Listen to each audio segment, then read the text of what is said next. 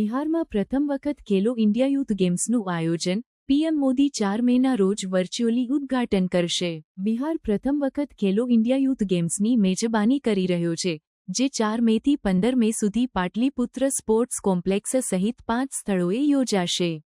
આ ઇવેન્ટમાં 8,500 ખેલાડીઓ ભાગ લેશે અને 27 વિવિધ રમતોમાં પોતાનું પ્રદર્શન કરશે.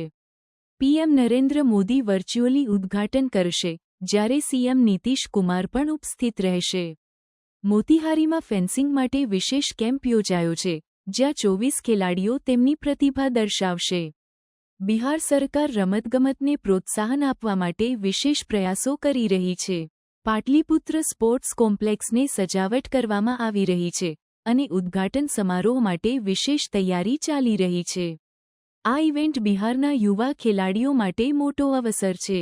8,500 ખેલાડીઓ 28 રમતોમાં ભાગ લેશે અને બિહારના ખેલાડીઓ માટે આંતરરાષ્ટ્રીય સ્તરે પ્રતિનિધિત્વ કરવાનો મોકો મળશે.